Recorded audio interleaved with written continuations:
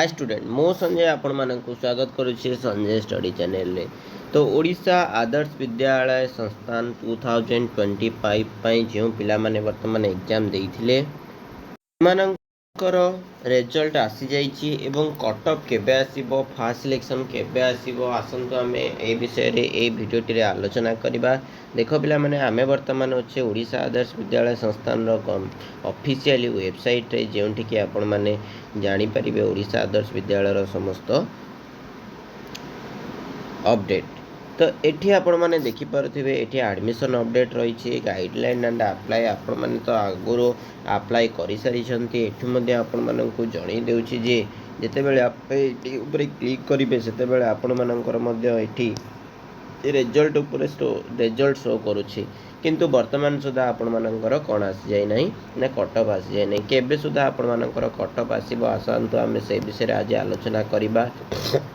तो देखो पिला माने तुम माननकर कटअप खूब शीघ्र आसीजिवो खूब शीघ्र आसीजिवो एवं कटअप आसीबार संभावना डेट आपण माननकु म आज कहि जाउछि एई वीडियोटी रे एवं केतोटी कटअप अर्थात केते थर कटअप आसे समस्ते जानिछ ना जानिनो जदि जानि ना हो तबे सुनि नियो पिला माने तीन थर हमर कटअप आसी थाए केते थर कटअप आसी थाए तीन थर कटअप आसी थाए तीन थर कटअप सबु बेले आसी न थाए कि सबु स्कूल रे मध्ये आसी न थाए बुझी परिबो नाही मते लागिला बुझी पारलनी। ठीक अछि देखो झिल झिल लेला तो कोन कहूची ना टोटल हमर सीट संख्या केतोटी पिला माने 80 टी सीट केतोटी सीट 80 टी सीट जदि 80 टी सीट आपण मानकर 80 टी सीट रहउची तेबे प्रत्येक स्कूल रे 80 टी सीट एवं फास्ट सिलेक्शन रे जदि पिला माने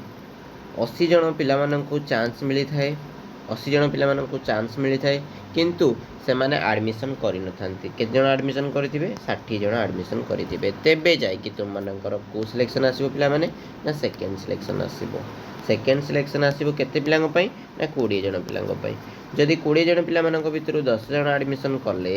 तेबे ताहले तुम माननकर को सिलेक्शन आसीबो ना थर्ड सिलेक्शन आसीबो को सिलेक्शन आसीबो थर्ड सिलेक्शन आसिलो थर्ड सिलेक्शन के जन पिला माननक पई आसीबो ना 10 जन पिला माननक पई आसीबो बुझी पाइला ना बुझबे ना माने 10 20 60 एई भली माने किछि ग्यारंटी नाही पिला माने जदि फास्ट सिलेक्शन रे 80 जन पिला माननकर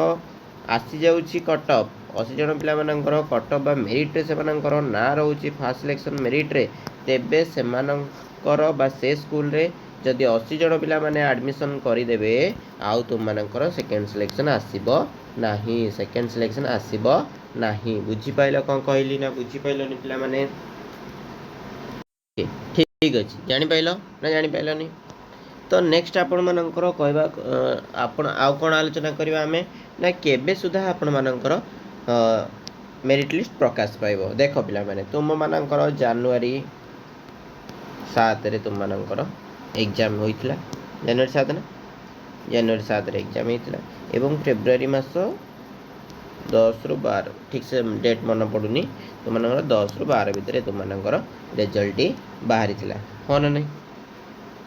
पाखा पेकी केते दिन लागिला मासे पाखा पेकी लागिला तुम माननकर रिजल्ट प्रकाश पाइबा पई। तुमे माने वर्तमान को क्लास रे पढुछ पंचम षष्ठ सप्तम अष्टम हो ना नहीं पिला माने अष्टम रे पढुछ तो ये जो पंचम षष्ठ सप्तम अष्टम तुम माननकर वार्षिक परीक्षा हे जायछि कि वार्षिक परीक्षा हेइनी ताले वार्षिक परीक्षा हेइनी तुम माननकर जदि मेरिट लिस्ट आसीबो हरी ताले एडमिशन डेट मध्ये आसीबो हरी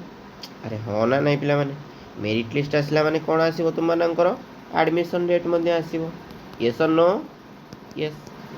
जदि एडमिशन डेट आसी जिवो तेबे तुम माननको कोन करिया पई पडिबो सीएलसी दबा पई पडिबो हो ना नहीं पिला माने सीएलसी अर्थात कंडक्ट लिविंग सर्टिफिकेट जोटा कि हमें कहूचे टीसी हां जोटा कि हम कोन कहूचे टीसी कहूचे ट्रांसपोर्ट सर्टिफिकेट होला हला टीसी दबा अर्थ तुम माने ए स्कूल लीव कर दलो लिविंग अर्थात छाड़ी दलो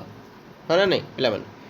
LEAVING लिविंग अर्थ अलग LIVING लिविंग अर्थ गोटे अच्छे बासस्थान बास करवा आ गोटे होचला कोन हमर लिविंग अर्थ छाड़ी देबा LEAVING लिविंग अर्थ होची छाड़ी देबा